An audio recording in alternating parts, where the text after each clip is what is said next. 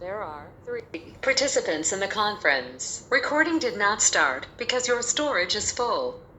Please log in and delete recordings or purchase more storage from your account. All participants are muted and they can unmute themselves. ओम नमोर्यंताणं नमो सिद्धाणं नमो आयर्याणं नमो वज्रायाणं नमो लोहे सव्वसाहुणम्।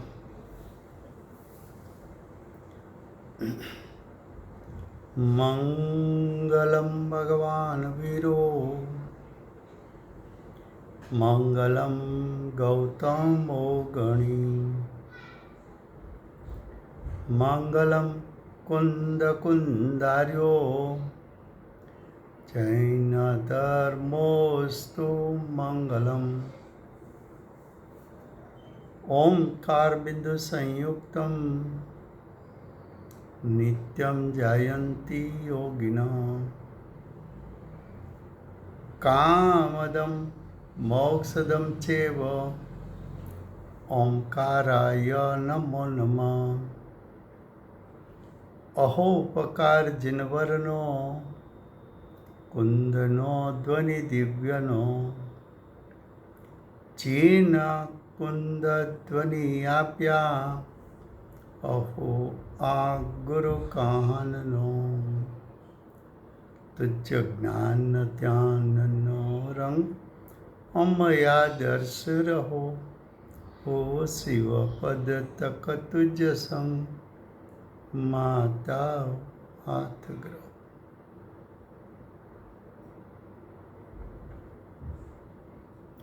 ये समयसार नाम का परम अध्यात्म शास्त्र है।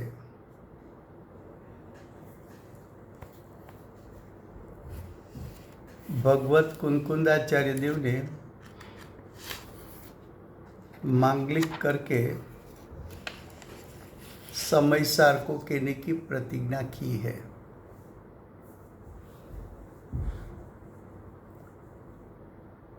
समयसार शास्त्र में 6-7 गाथा में आचार्य भगवान ने शुद्ध नई का प्रयोग किया है और 8 से 12 गाथा में व्यवहार नहीं उसका विषय बताया है। आचार्य भगवान शुद्ध नई को मुख्य कहते हैं।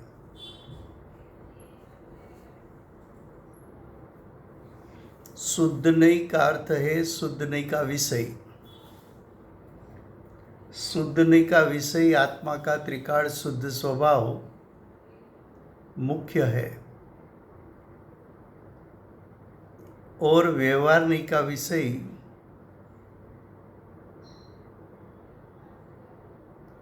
भेद है।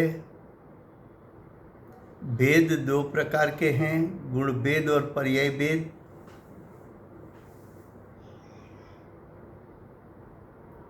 और भेद व्यवहार के विषयभूत भेद अभेद का भेद है। वो भेद अभेद तक ले जा सकता है।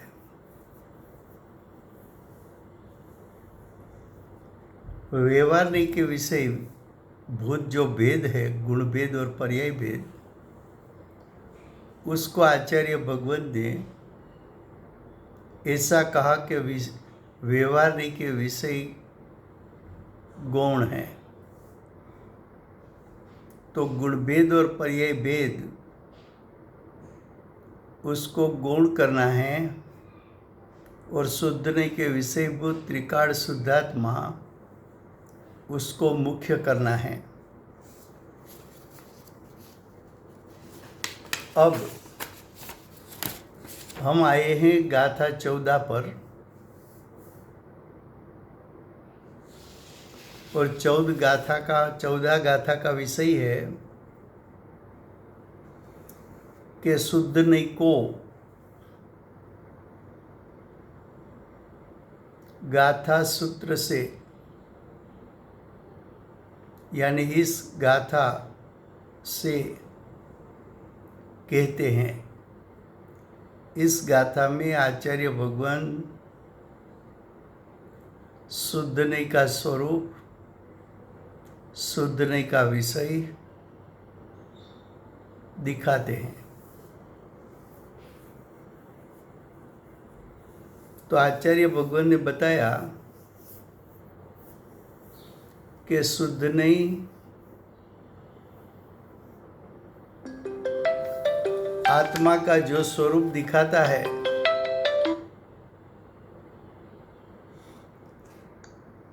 शुद्ध नहीं आत्मा का जो विषय बताते हैं,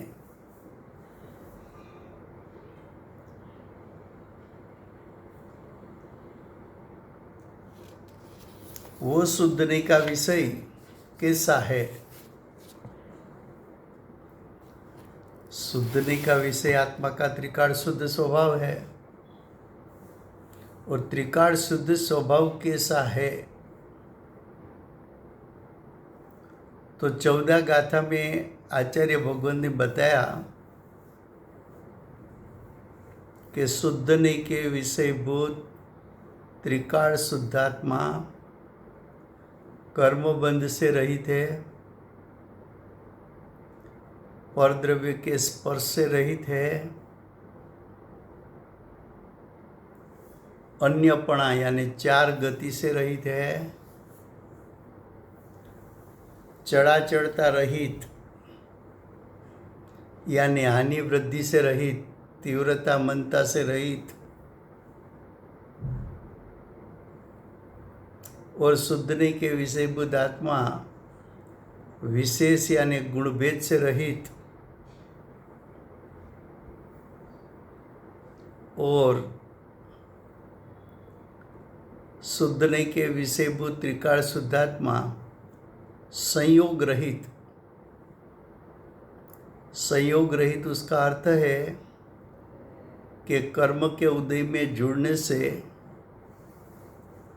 जो रागादि परिणाम उत्पन्न होते हैं उससे रहित।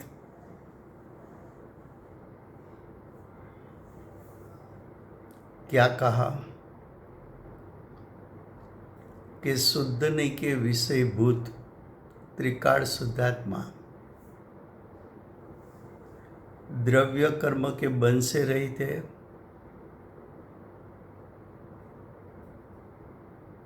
विश्व के अन्य द्रव्यों के स्पर्श से रहित है,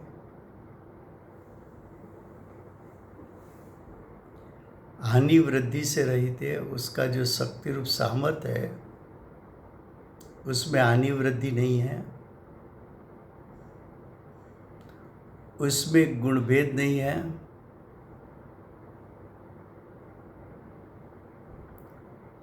और संयोगी भाव यानी मोह राग द्वेष से रहित है।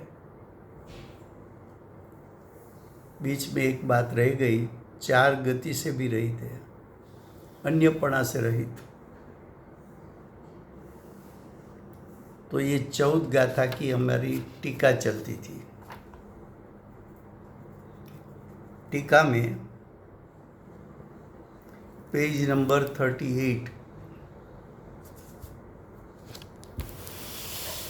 उसके प्रथम पैराग्राफ में आचार्य भगवान 2 बात बता चुके हैं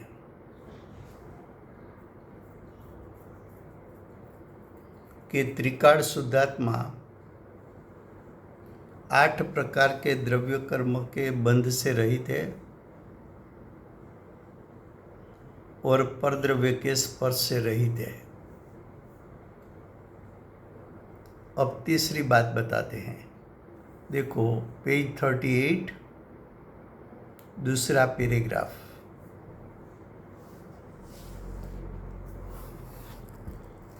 और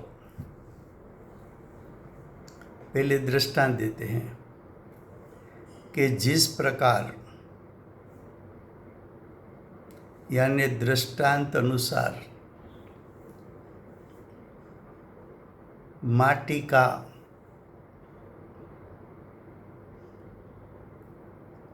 कमंडल,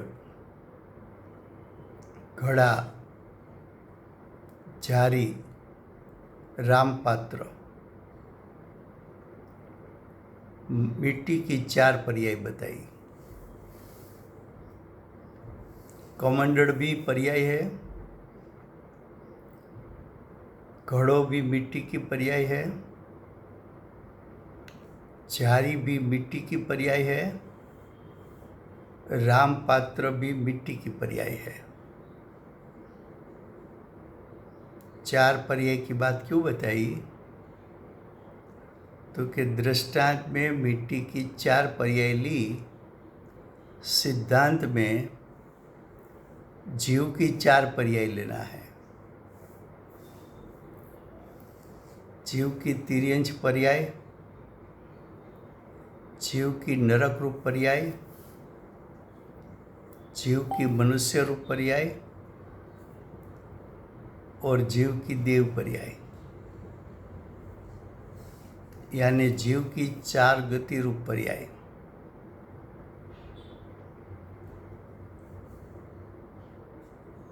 तो दृष्टांत में क्या लिया कि जिस प्रकार मिट्टी को कमंडल, घड़ा, जारी, रामपात्र आदि पर्यायों से अनुभव करने से, अनुभव का अर्थ है उसका ज्ञान करने से, चारों पर्याय का ज्ञान किया कि मिट्टी कमंडल रूप हुई, मिट्टी घड़ा रूप हुई,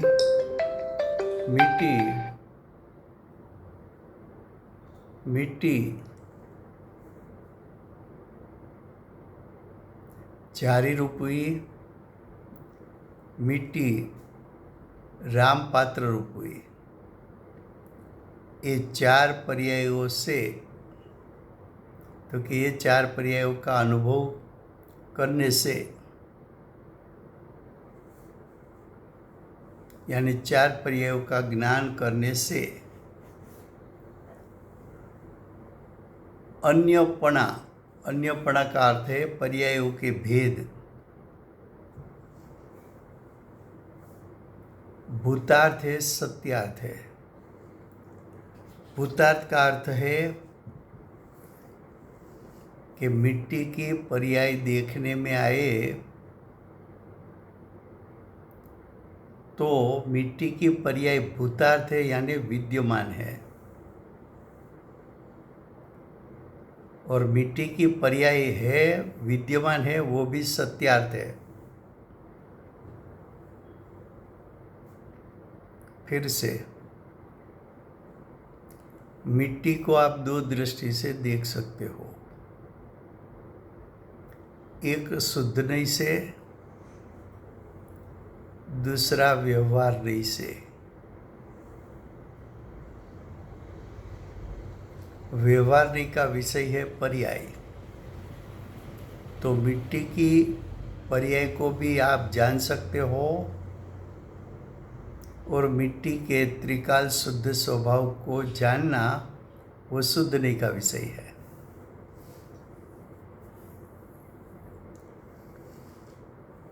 आपने मिट्टी को किस दृष्टि से देखा? तो कि मिट्टी 4 पर्याय रूप हुई है। तो आपने मिट्टी की पर्याय को जाना, पर्याय को विषय बनाया, तो व्यवहार नहीं का विषय।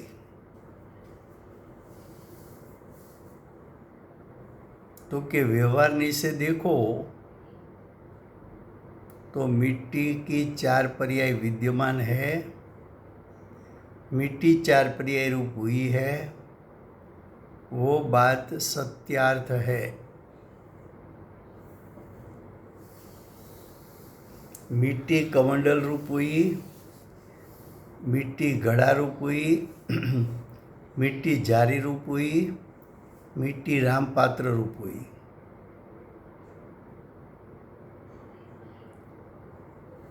तो कि व्यवहार से ये बात सत्यात है,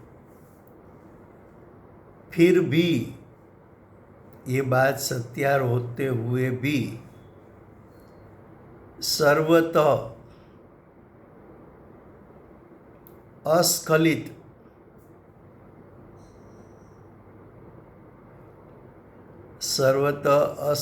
उसका अर्थ क्या करे? तो पंडित हिम्मत भाई ने ब्रैकेट में उसका अर्थ किया है, सर्व पर्याय भेदों से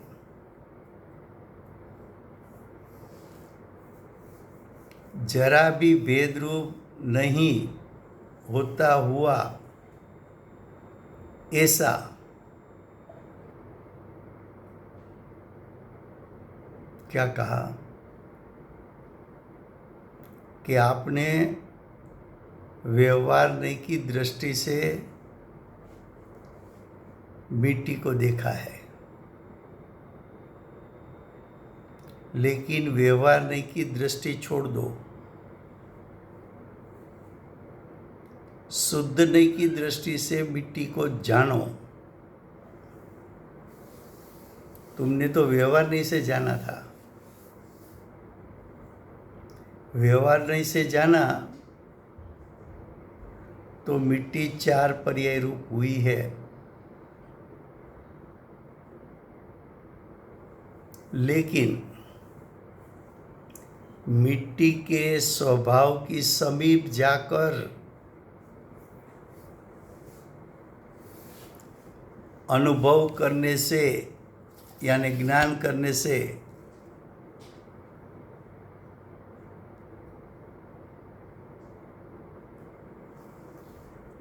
अन्यपणा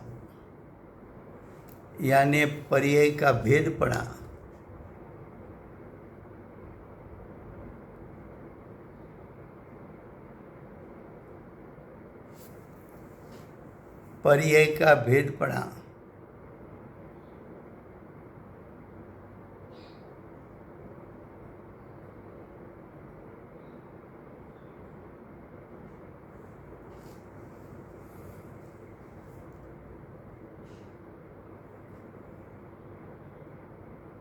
अभूतार्थ है।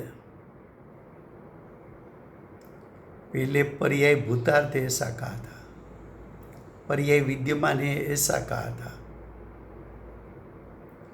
अब कहा कि पर्याय विद्यमान है, वो हमने व्यवहार नहीं से कहा था, भेद नहीं से कहा था।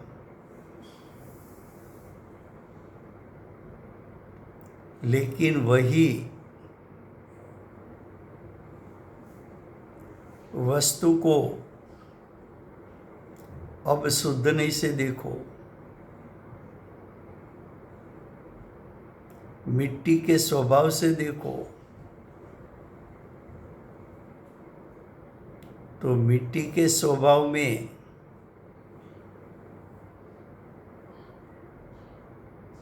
पर्याय नहीं है। कमंडल, घड़ा, जारी, रामपात्र पर्याय ऐसी दिखती नहीं है। हमें तो सिर्फ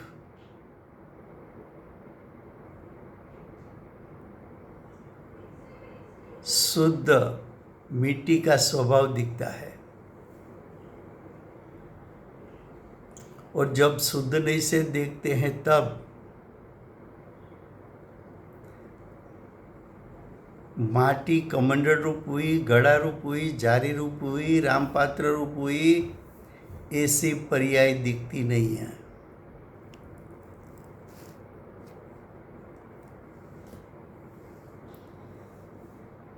कमंडल भी मिट्टी ही है, घड़ा भी मिट्टी ही है, जारी भी मिट्टी ही है, रामपात्र भी मिट्टी ही है।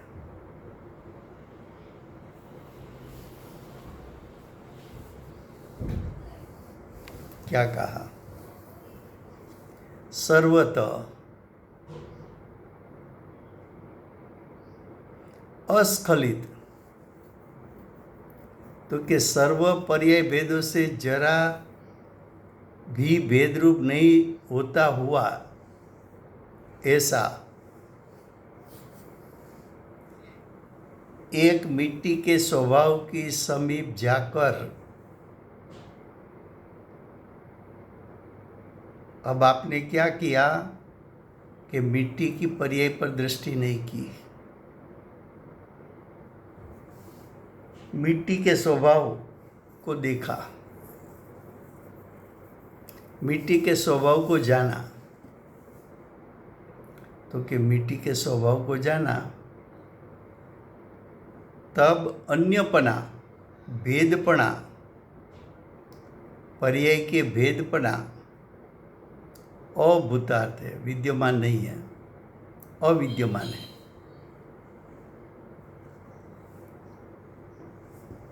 उसको आप अभूतार्थ कह सकते हो,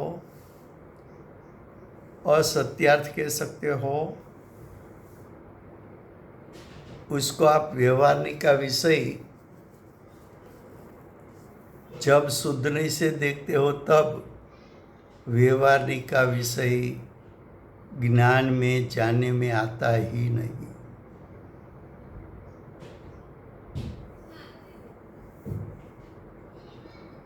तो शुद्ध नहीं से मिट्टी अभेद है,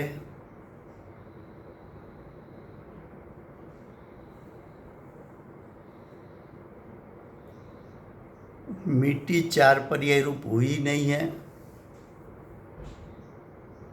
मिट्टी ने शुद्ध नहीं के विषयभूत स्वभाव को छोड़ा नहीं है।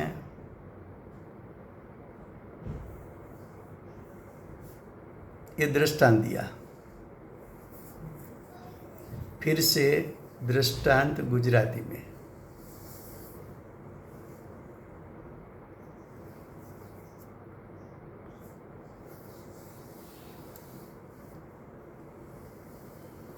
સમયસાર ગાથા 14 ચાલે છે। 14 ગાથામાં આચાર્ય ભગવંત શુદ્ધ નહીંના વિષયભૂત શુદ્ધાત્મા કેવો છે એ દર્શાવવા માગે છે। છઠ્ઠી ગાથામાં આચાર્ય ભગવંતે શુદ્ધ નહીંના વિષયને એ રીતે દર્શાવ્યો હતો કે આત્મા પ્રમત પણ નથી, અપ્રમત પણ નથી, એ તો એક જ્ઞાયક માત્ર છે। એટલે કે આત્મા શુદ્ધ નહીંથી જોવામાં આવે તો આત્મા પર્યાયથી રહિત ત્રિકાળ શુદ્ધાત્મા, તો કે ત્રણેય કાળ આત્મા પોતાનો ત્રિકાળ શુદ્ધ સ્વભાવ ક્યારેય ત્યાગતો નથી। જો તારે આત્માનો ત્રિકાળ શુદ્ધ સ્વભાવ જોવો હોય તો શુદ્ધ નહીંથી જાણ, આત્માને શુદ્ધ નહીંથી જાણ। શુદ્ધ નહીં શું છે? તો કે જે નહીં આત્માના શુદ્ધ સ્વભાવ તરફ લઈ જાય છે, જે નહીં આત્માના ત્રિકાળ શુદ્ધ સ્વભાવને જણાવે છે। ત્રિકાળ શુદ્ધ સ્વભાવ શા માટે જાણવો છે?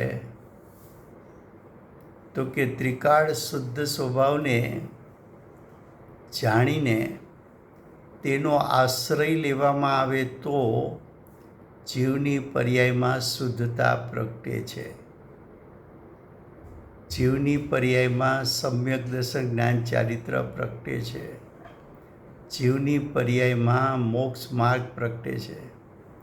જીવની પર્યાયમાં સંવર નિજરા તત્વ પ્રગટે છે। એ પ્રગટાવવા માટે શુદ્ધ નહીંના વિષયભૂત ત્રિકાળ શુદ્ધાત્મા તારે મુખ્ય કરવો જોઈએ। હવે 8 થી 12 ગાથામાં આચાર્ય ભગવંતે વ્યવહાર નહીંનો વિષયની ચર્ચા કરી છે. તો કે વ્યવહાર નહીં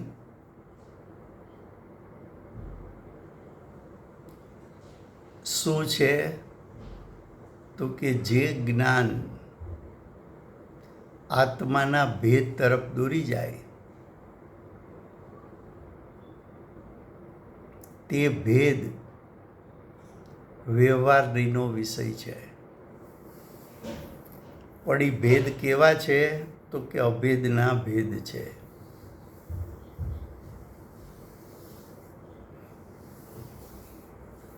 તો કે આત્મામાં ભેદના પ્રકાર કેટલા છે? તો કે 2 છે, ગુણભેદ અને પર્યાય ભેદ.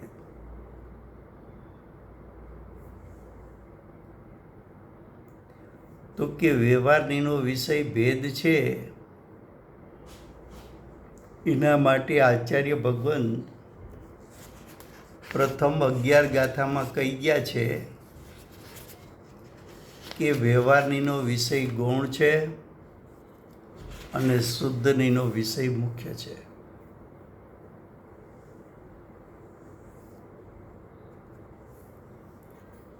તો કે શુદ્ધનો વિષય મુખ્ય કેમ અને વ્યવહારનો વિષય ગૌણ કેમ? તો કે શુદ્ધનો વિષય આત્માનો ત્રિકાળ પરિપૂર્ણ શુદ્ધ સ્વભાવ છે. તો કે એને મુખ્ય શા માટે કરવો? તો કે એના ઉપર દ્રષ્ટિને ઉપયોગ પડતા જીવને સમ્યક દર્શન જ્ઞાન ચારિત્ર પ્રગટે છે.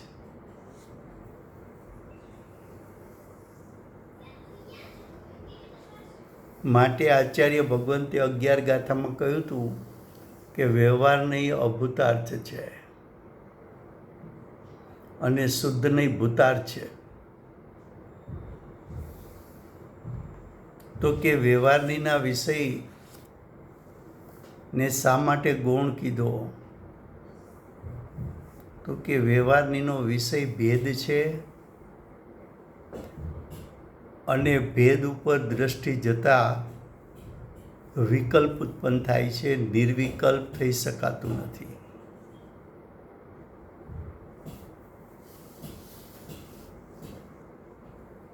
આટલું 11મી ગાથામાં કહ્યા પછી શુદ્ધના વિષયને થોડો વિસ્તાર કરવા માટે આચાર્ય ભગવંતે 14 ગાથાની રચના કરી છે.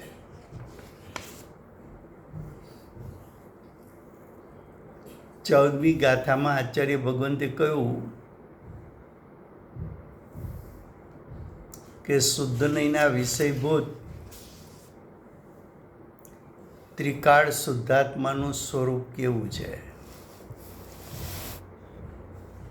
કેવા આત્માને અમારે શુદ્ધનો વિષય કેવો?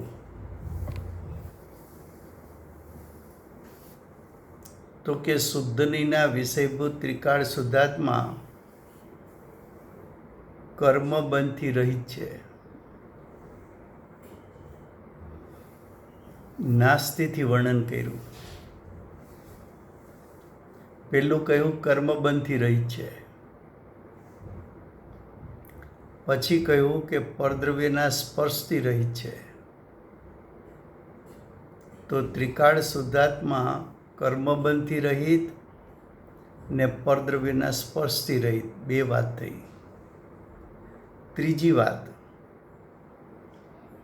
કે ત્રિકાળ શુદ્ધાત્મા જે શુદ્ધના વિષયભૂત છે એ ક્યારેય 4 ગતિ રૂપે થયો જ નથી. એનું સ્વરૂપ તો જેવું છે તેવું, એવું ને એવું, એવું ને એવું, એવું ને એવું છે. એ તિર્યજ ગતિ રૂપે થયો નથી, નરક ગતિ રૂપે થયો નથી, મનુષ્ય રૂપે થયો નથી કે દેવ રૂપે થયો નથી. પછી ચોથી વાત કરી કે શુદ્ધના વિષયભૂત ત્રિકાળ શુદ્ધાત્મા એનું શક્તિરૂપ સામર્થ્ય પરિપૂર્ણ છે. એ પરિપૂર્ણ સામર્થ, એમાં હાનિ વૃદ્ધિ થતી નથી, ઘટાડો કે વધારો થતો નથી. ક્યારે? તો કે 3 કાળમાં ક્યારે પણ નહીં. એ ચોથી વાત કરી. 5મી વાત કરી કે શુદ્ધનિકા વિષયભૂત ત્રિકાળ શુદ્ધાત્મા વિશેષ રહિત, એટલે કે એમાં ગુણના ભેદો જ નથી. અનંત ગુણાત્મક અખંડ એક સત છે. એમાં ગુણ ભેદ પાડી શકાતા નથી. તારા જ્ઞાનમાં ભેદ પાડ એ વાત જુદી છે. વસ્તુ તો અભેદ છે. વસ્તુ તો અનંત ગુણાત્મક અખંડ એક છે. અનંત અનંત ગુણોનું એકત્વ, એવો ત્રિકાળ શુદ્ધાત્મા છે. પછી 6ઠી વાત કરી કે શુદ્ધનીના વિષયભૂત ત્રિકાળ શુદ્ધાત્મા સંયોગી ભાવથી રહિત છે. સંયોગી ભાવ કોને કહેવાય? તો કે નૈમિતિક દશાને. નૈમિતિક દશા કોને કહેવાય? તો કે કર્મના ઉદયમાં જોડાવાથી ઉત્પન્ન થતા રાગાદી પરિણામ કહો જ્ઞાની માટે, અજ્ઞાની માટે મોહ રાગ દ્વેષ કહો. તો કે આવા મોહ રાગ દ્વેષ એ સંયોગી પરિણામ છે, નૈમિતિક પરિણામ છે. એ પરિણામથી રહિત ત્રિકાળ શુદ્ધાત્મા છે. તો ત્રિકાળ શુદ્ધાત્માનું અમે જે સ્વરૂપ બતાવ્યું કે કર્મ બંધનથી રહિત, પરદ્રવ્યના સ્પર્શથી રહિત, 4 ગતિથી રહિત, શક્તિરૂપ સામર્થ્યની વધઘટથી રહિત, ગુણભેદથી રહિત અને મોહ રાગ દ્વેષથી રહિત, આવા ત્રિકાળ શુદ્ધાત્માને શુદ્ધ નહીંનો વિષય કહો. અને એ વિષય મુખ્ય છે તો કે શુદ્ધ નહીંના વિષયભૂત ત્રિકાળ શુદ્ધાત્માનો તું આશ્રય લે, અવલંબન લે, એનું ધ્યાન કર, તો તારી પર્યાયમાં રત્નત્રય પ્રગટશે, સમ્યક દર્શન જ્ઞાન ચારિત્ર પ્રગટશે, મોક્ષ માર્ગ પ્રગટશે, સંવર નિજરા તત્વ પ્રગટશે, આંશિક શુદ્ધિ અને શુદ્ધિની વૃદ્ધિ પ્રગટશે, અને એનું ફળ મોક્ષની પ્રાપ્તિ થશે. હવે ટીકાકાર આચાર્ય અમૃતચંદ્ર આચાર્ય દેવ જે ત્રિકાળ શુદ્ધાત્માના જે વિશેષણો બતાવ્યા, અથવા ત્રિકાળ શુદ્ધાત્માનું જે સ્વરૂપ બતાવ્યું, અબદ્ધ અસ્પૃષ્ટ, એટલી ચર્ચા ટીકાના પહેલા પેરેગ્રાફમાં થઈ છે. હવે આચાર્ય ભગવાન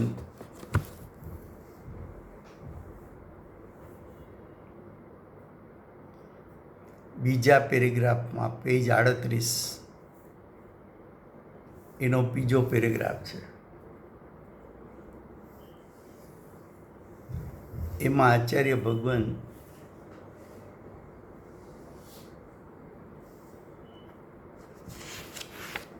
માટીનો દ્રષ્ટાંત આપે છે. અને માટીના દ્રષ્ટાંતમાં અન્યપણા રહિત દર્શાવીને એ દૃષ્ટાંત ઉપરથી સિદ્ધાંત એટલે જીવમાં અન્યપણા રહિતપણું બતાવવું છે. હવે દ્રષ્ટાંત જુઓ. જેમ માટીનો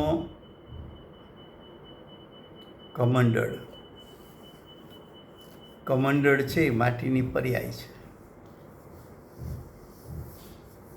ઘડો એ પણ માટીની પર્યાય છે.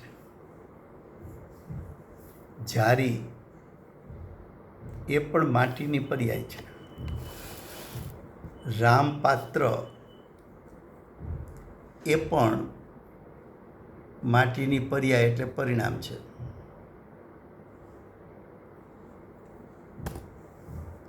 તો માટી 4 પર્યાય રૂપે જોવા મળે, પણ ક્યારે જોવા મળે? તો કહે છે કે જેમ માટી, કમંડળ, ઘડો, જારી, રામપાત્ર વગેરે પર્યાયોથી અનુભવ કરતા એટલે જાણતા અન્યપણું એટલે પર્યાયના ભેદપણું ભૂતાર્થ છે એટલે વિદ્યમાન છે.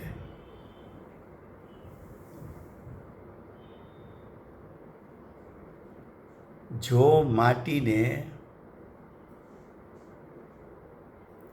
એની પર્યાયથી જોવામાં આવે તો પર્યાય કઈ નહીંનો વિષય છે? તો કે વ્યવહાર નહીંનો.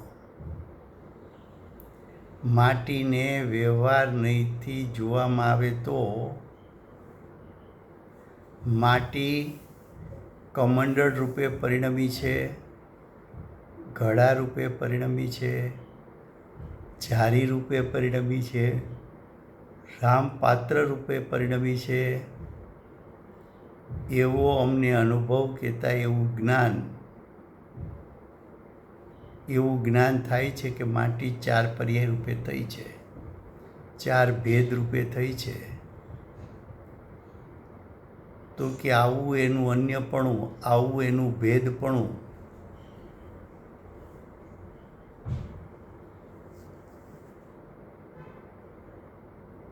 ભૂતાર્થ છે એટલે સત્યાર્થ છે. એટલે કે આવી 4 પર્યાય વિદ્યમાન છે, આવા 4 ભેદ વિદ્યમાન છે. એમ વ્યવહાર નહીંથી જોવામાં આવે તો એ વાત સત્ય છે. આ દૃષ્ટાંત થયો.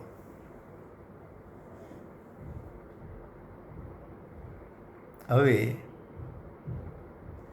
એ વ્યવહાર નહીં માટે દૃષ્ટાંત આપ્યો. વ્યવહાર નહીંથી જુઓ તો આવું છે. હવે એવી જ રીતે જીવને તમે વ્યવહાર નહીંથી જુઓ તો 1-2 લીટી છોડો એટલે જુઓ જીવની વાત કરે છે. એવી જ રીતે એટલે માટીના દૃષ્ટાંત અનુસાર,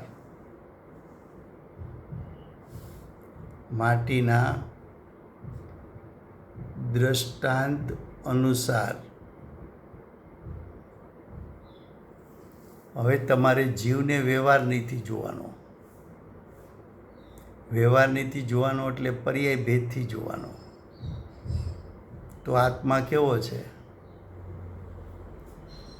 તો કે દૃષ્ટાંત પ્રમાણે આત્મા તિર્યંચ, નારક, મનુષ્ય, દેવ પર્યાયોથી અનુભવ કરતા એટલે કે પર્યાયોથી જાણતા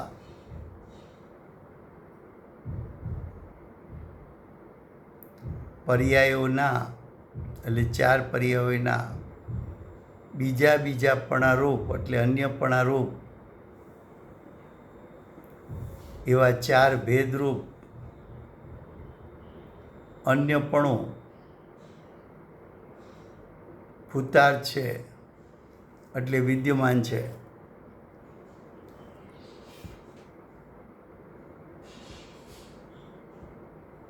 ચાર ગતિ રૂપે કોણ થાય છે? કોઈને પૂછો તો કે જીવ,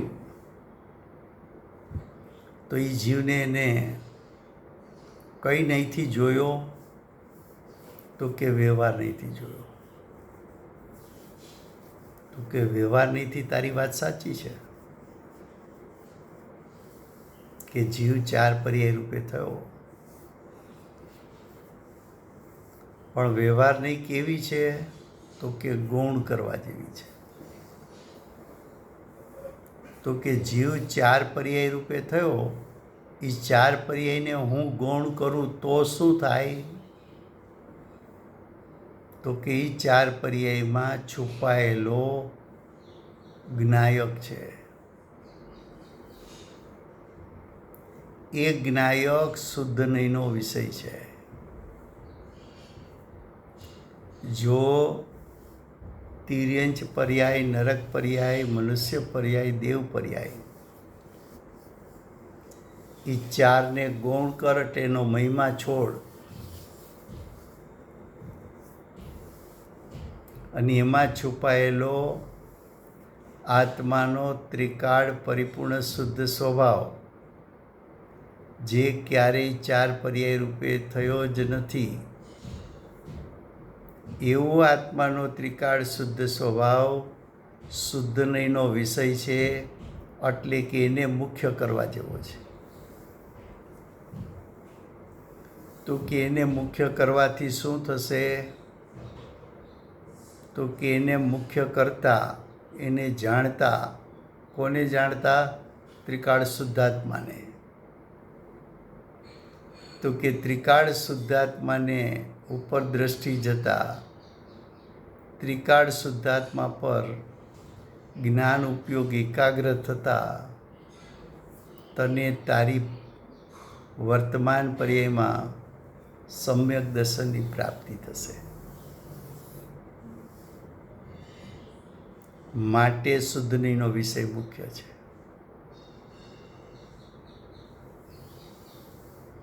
જુઓ શું કહે છે? એવી રીતે આત્માનો નારક આદિ પર્યાયોથી અનુભવ કહેતા જાણતા અન્યપણું, એટલે પર્યાયનું વિધવિધપણું, ભૂતાર્થ છે એટલે વિદ્યમાન છે. જીવ પર્યાયથી જો તો 4 ગતિ રૂપે થયો છે, ના નથી પાડતા, પણ આત્માનું સ્વરૂપ પર્યાય જેટલું જ નથી.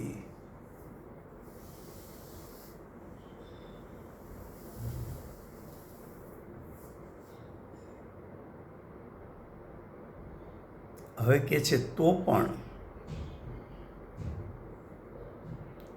પણ એટલે વ્યવહાર થઈ નહીંથી તે જોયું ને જીવ 4 ગતિ રૂપે થયો, તો પણ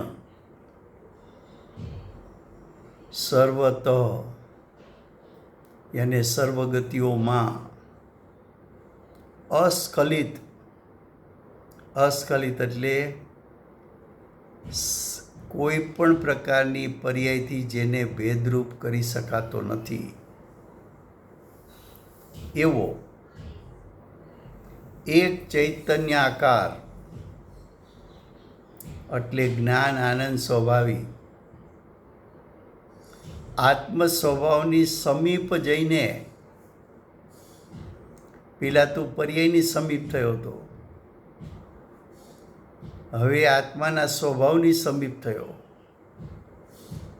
પહેલાં તે વ્યવહારનીના વિષયની સમીપ થયો હતો, હવે વ્યવહારનીના વિષયને ગૌણ કરી શુદ્ધ નહીંના વિષયભૂત ત્રિકાળ શુદ્ધાત્માની સમીપ થયો. એ શુદ્ધાત્મા કેવો છે? ત્રિકાળ શુદ્ધાત્મા કેવો છે? ચૈતન્ય આકાર, આકાર કહેતા સ્વભાવ, ચૈતન્ય કહેતા જ્ઞાન દર્શન, જ્ઞાન દર્શન સ્વભાવી આત્મ સ્વભાવ ની સમીપ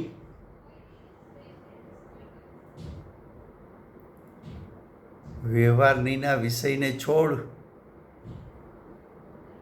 વ્યવહાર નહીં ઉપરથી ઉપયોગ છોડીને ચૈતન્ય આકાર આત્મ સ્વભાવની સમીપ થઈ જા. જ્યાં ચૈતન્ય આકાર આત્મ સ્વભાવની સમીપ થયો એટલે કે આત્મ સ્વભાવને જાણ્યો, ત્યારે અન્યપણું એટલે ચાર ગતિપણું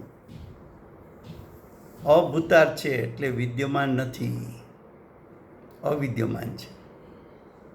આત્મ સ્વભાવમાં ચાર ગતિ નથી, એ તો પર્યાયમાં છે.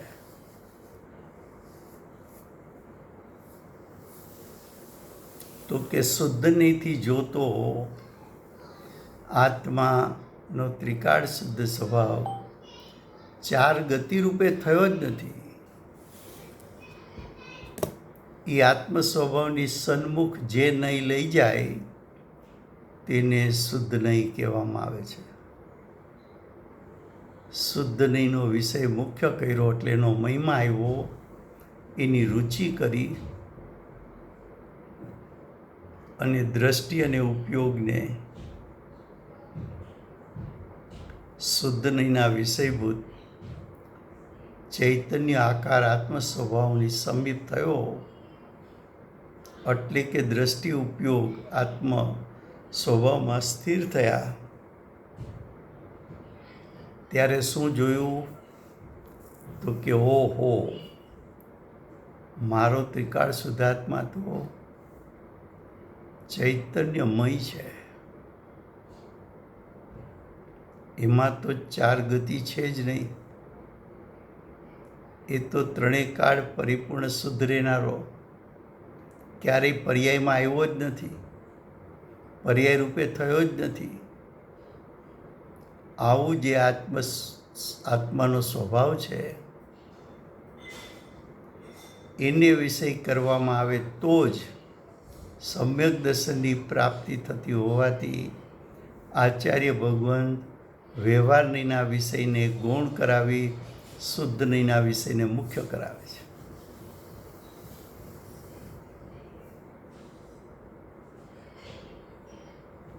તો ત્યાં કયું અન્યપણું અભૂતાર છે, ચાર ગતિપણું? તો કે ત્યાં છે જ નહીં ને ચાર ગતિપણું, એની વિદ્યમાનતા જ નથી. તો અત્યાર સુધી ત્રણ વાત બતાવી. આત્મા કર્મથી રહિત છે, આત્મા પરદ્રવ્યના સ્પર્શથી રહિત છે, અને આત્મા ચાર ગતિ રૂપે થયો નથી. આત્માનો ત્રિકાળ શુદ્ધ સ્વભાવ દ્રવ્ય કર્મથી રહિત છે, આત્માનો ત્રિકાળ પરિપૂર્ણ શુદ્ધ સ્વભાવ પરદ્રવ્યના સ્પર્શ રહિત છે, અને આત્માનો ત્રિકાળ શુદ્ધ સ્વભાવ ચાર ગતિથી રહિત છે. હવે अब नेक्स्ट पैराग्राफ में आचार्य भगवान वृद्धि हानि रहित त्रिकाल शुद्धात्मा उसका स्वरूप दिखाना चाहते हैं. तो देखो तीसरा पैराग्राफ. जिस प्रकार यानी दृष्टांत अनुसार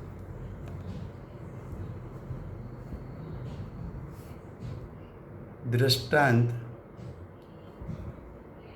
समुद्र का दिया है. समुद्र का वृद्धि हानि रूप अवस्था से अनुभव यानी ज्ञान करने से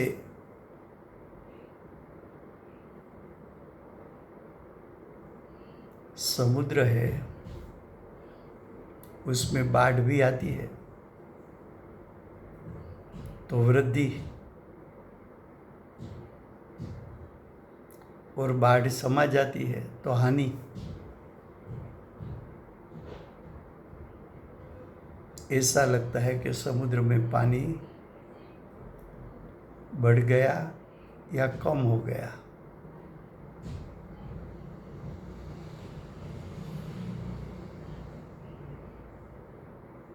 तो कि वास्तव में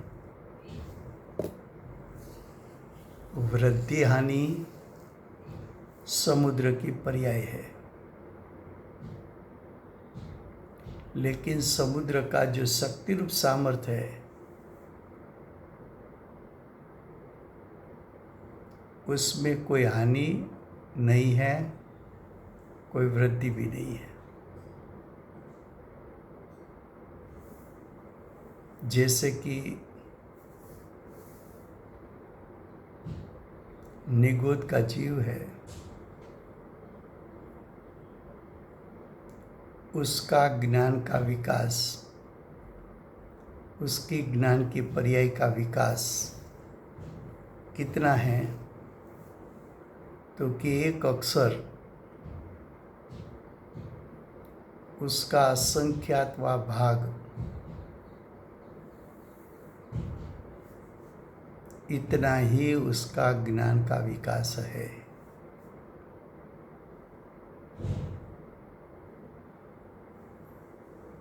वही निगोद वाला जीव पंचेंद्रीय संगनी जब मनुष्य होता है, मुनिपणा को प्राप्त करके श्रेणी आरोहण करके केवल ज्ञान को प्राप्त करता है, तब वही जीव की पर्याय, ज्ञान की पर्याय एक समय में 3 काल 3 लोक को जान लेती है।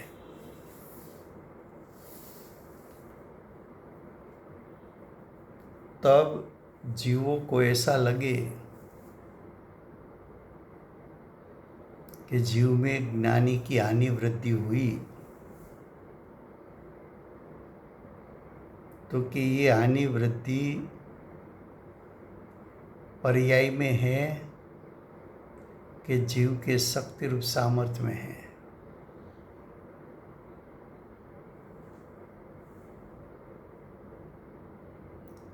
जब जीव निगोद का था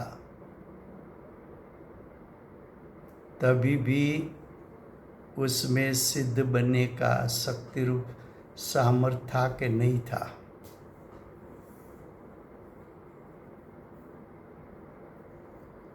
और जब वही जीव सिद्ध हुआ और शादी अनंत काल सिद्धपना रहा, फिर भी उसका शक्ति रूप सामर्थ्य इतना ही रहा कि हानि वृद्धि हुई।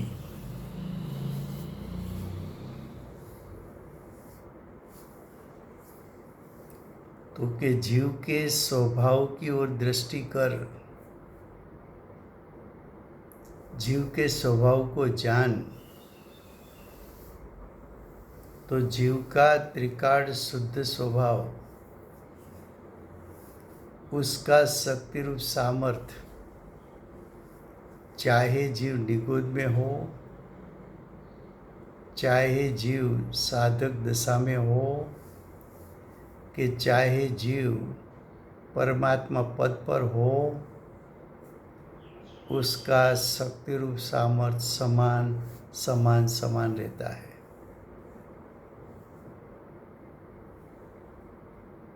उसके शक्ति रूप सामर्थ्य में हानि वृद्धि नहीं होती है।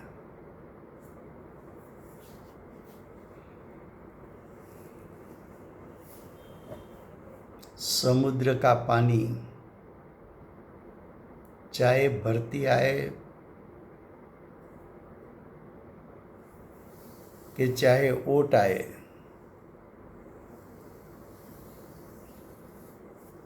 फिर भी उसका शक्ति रूप सामर्थ्य तो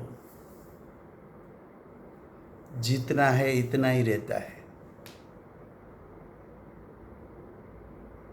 लेकिन समुद्र का शक्ति रूप सामर्थ्य तूने गौण कर दिया और सिर्फ तूने उसकी पर्याय को मुख्य किया,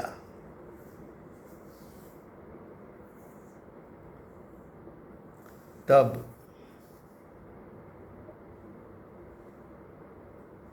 समुद्र की पर्याय में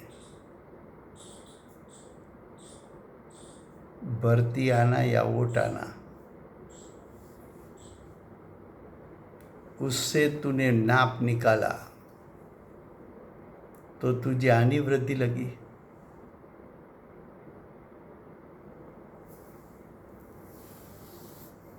लेकिन वो समुद्र की पर्यायों को गौण कर दे और आत्म स्वभाव की ओर चला जा, समुद्र के स्वभाव के पास चला जा,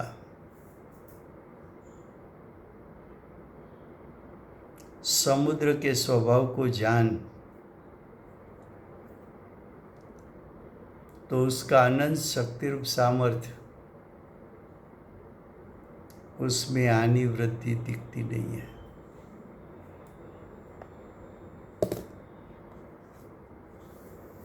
देखो फिर से पढ़ता हूँ। जिस प्रकार समुद्र को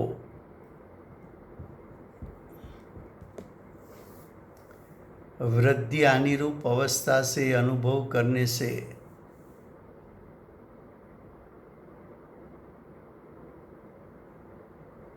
ये जो गाथा है उसमें जो शुद्धने का भाव बताया है वो आपको प्रत्येक अधिकार प्रत्येक गाथा के लिए याद रखना है।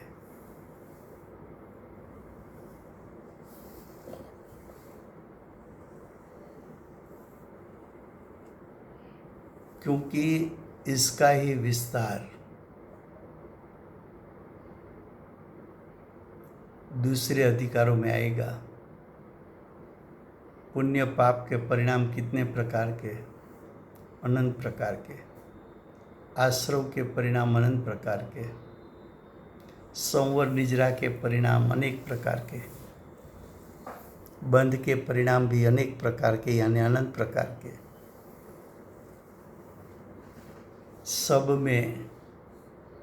सब परिणाम में विविधता दिखने में आएगी।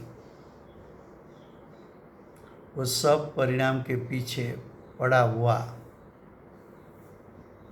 एक रूप शुद्धने के विषयभूत आत्म स्वभाव, वहाँ कोई हानि वृद्धि नहीं है।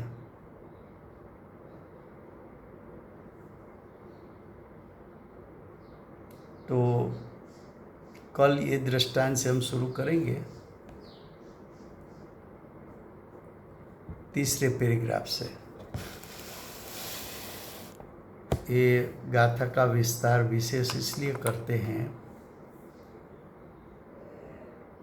कि पूरा शास्त्र शुद्धने की मुख्यता वाला है। तो जब पूरा शास्त्र शुद्धने की मुख्यता से है, यानी त्रिकाल शुद्ध स्वभाव की मुख्यता से है, तो ये बात अगर यथार्थ समझ में आएगी तो पूरा समयसार प्रयोजनभूत जिस प्रकार से पढ़ना चाहिए ऐसी उसकी पढ़ाई होगी। समय हुआ है। वर्तमान, हाँ जी,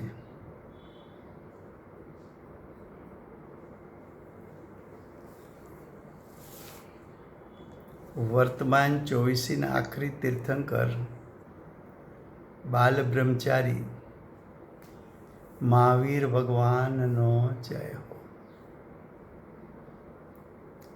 महाविद्य ક્ષત્રિય બિરાજતા પ્રથમ તીર્થંકર ધર્મ ધુરંધર અનંત ચતુષ્ટયના ધારક દિવ્ય ધ્વનિના દાતાર શાસન ઉપકારી સીમામાં રહેનાર શ્રી સિવંદર ભગવાનનો જય હો। કડીકાળ સર્વજ્ઞ કેવળ જ્ઞાનની તળેટીમાં બેઠેલા મહાસમર્થ આચાર્ય ભગવત શ્રી કુંદકુંદાચાર્ય દેવનો જય હો। વર્તમાન કાળે સમ્યક દર્શનનો ઉપદેશ આપનાર તીર્થના નાયક, તીર્થના સ્થાપક, તીર્થના પ્રવર્તક પરમ કૃપાળુ શ્રી સદગુરુ દેવનો જય હો. પૂજ્ય ગુરુદેવના શિષ્યમાં શિરોમણી, સ્વાનુભવ યુક્ત, જાતિસ્મરણ જ્ઞાન યુક્ત પ્રસમ મૂર્તિ ભગવતી માતનો જય હો. વર્તમાન સમ્યક દર્શનની પ્રાપ્તિમાં નિમિત્તરૂપ સર્વ જીનવાણી માતનો જય હો. પૂજ્ય ગુરુદેવ અને માતાજીની સાધના ભૂમિ સુવર્ણપુરી ધામનો જય હો. સુવર્ણપુરી ધામમાં બિરાજતા સર્વે દેવશાસ્ત્ર ગુરુ ધર્મનો જય હો. વર્તમાન ગુરુ અને ધાતુકી મહાવિદ્ય ક્ષેત્રના ભાવિ તીર્થંકર શ્રી સૂર્યકીર્તિનાથ ભગવાનનો જય હો. શ્રી સૂર્યકીર્તિનાથ ભગવાનના સમવસરના મુખ્ય ગણધર દેવેન્દ્ર કીર્તિનાથ ભગવાનનો જય હો. પરમ દિગંબર જૈન ધર્મનો જય હો. જય જીનેન્દ્ર. જય જયેન્દ્ર. જય Jayendra. Thank you very much for your time. જય જયેન્દ્ર. જય જીનેન્દ્ર. જય જયેન્દ્ર.